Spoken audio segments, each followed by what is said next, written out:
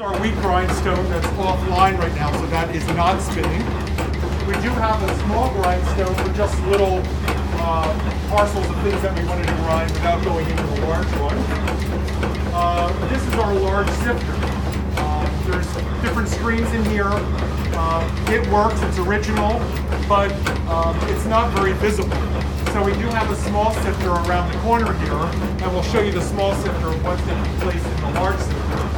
But you'll notice that there are the couple socks at the very top where the corn would come into it. That's already ground. And at the very bottom there, there's 4 socks, so the ground material goes to that different elevators. Once it's either very fine or whole grain or whatever consistency it is, once it gets sifted.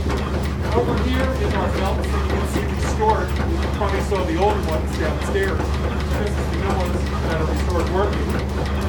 So that basically, and then we'll see the other side. When we get to the other side, we have the corn sheller and the small sifter. So basically, to get this working, we need to put corn in it. So you can see we have our kernels that we've taken off the cob, and we're going to open up this and put some corn in our vat. And you can see that even putting it in here, it's not really coming down yet. So we're going to lower this a little. And I can do it in stages to get it coming down.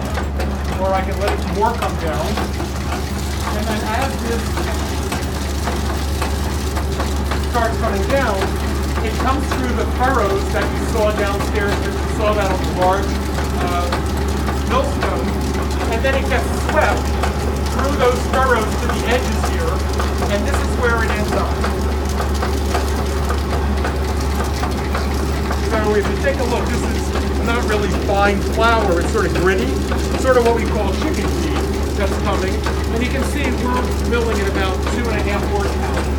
Without the corn being in here, it's probably running closer to 2. I have this adjustment here. As I turn this lever, it'll lower the millstone, and it comes out finer. And from an earlier batch, this gives you an idea of how fine it can get compared to the gritty one that we had. But what happens in this humidity, it really clumps up and it doesn't run through the elevators very well when it gets this fine. So we try to run it a little grittier than work with the machinery. You're fine. I'm just going to leave this back a little.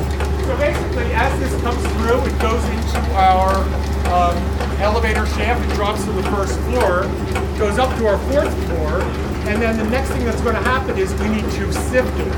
So, unless you have any questions here at all, if you don't mind just walking over to your right when you turn, just follow the fencing over to here, and we'll get to the next stage of what happens.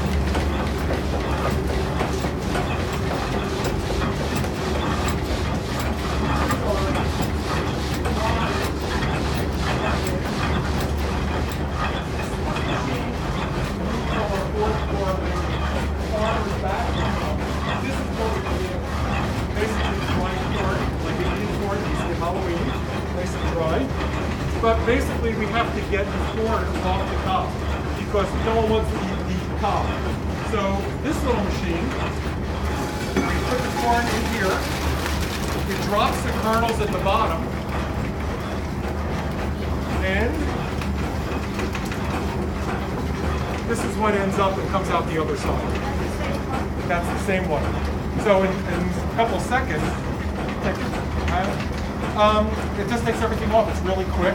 And there's 2 slots, I can do 2 at a time. It has little wheels inside that just basically strip it off of here. If I didn't pull it out, it basically gets on this chain, drops down, and hits the cob grinder downstairs, and makes it into livestock food. So that was what you may have passed. I know you passed it, whether you saw it or not, there's another story downstairs in the first floor. So once we have the corn, it goes through that. Well, we're now going to sift it. Here it is in its consistency, sort of rough, different things. There's different screens in here. The fine flour comes out at the bottom here. The whole kernels or anything that's not fitting through this upper screen stays on top, and then the chicken feed, if it doesn't get done, goes in the back and falls into the big barrel downstairs. You do realize that everything else is moving except this. And the reason this is not moving is it makes a lot of noise, takes energy. So we have it here on a dummy roller. And the beltway's moving, but this is not. Because this roller connects to this, and this is what runs this machine. That's what happens with all of this. You need to have the right roller moving.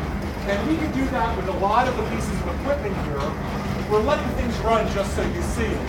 But we have this availability to basically take it offline when we're not using it.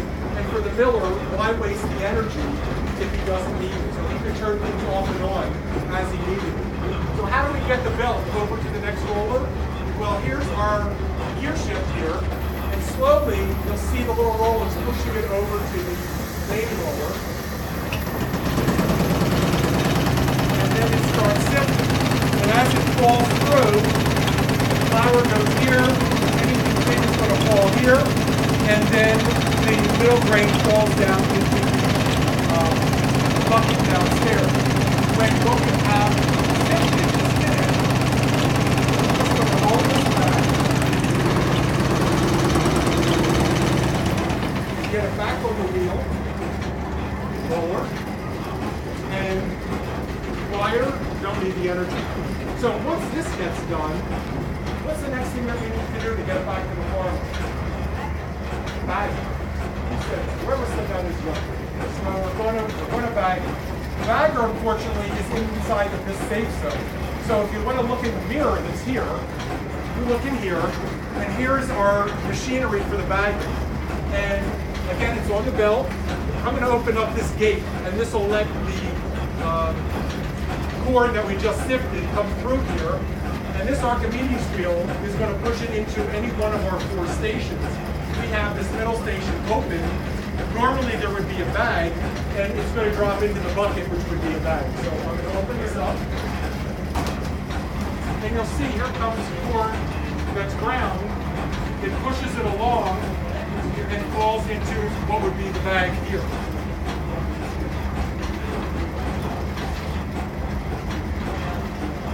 And then once it's in the bag, we would tie it up, and basically just with our system, we would drop it right back down to the farmer's wagon.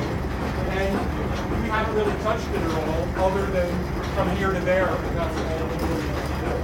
So, 2 parts of this whole technology really make sense. One is it's efficient. It's also clean. That it's going through all the elevator shafts, so we really don't have what was the alternative when this mill was built in 1854. This was able to be put in place. But the original mill in 1761, this was not invented yet. So what they did was they would mill the cord, and then they would have hopper boys, either from the family or neighbors, and they would come with brooms, and they would take that grit material from the stones and sweep it across the floor, both to let it dry and to get it to the next system on either sifting it or bagging it. So you weren't here when we were cleaning up the mill before we even had anybody here. But the concept in the 1860s, 1700s, of dealing with sweeping this stuff across the floor and having the family bake with it seems like it's not the healthiest thing in the world. So this whole technology now keeps it a lot more, keeps it cleaner and healthier in that regard as well. So, are there any questions?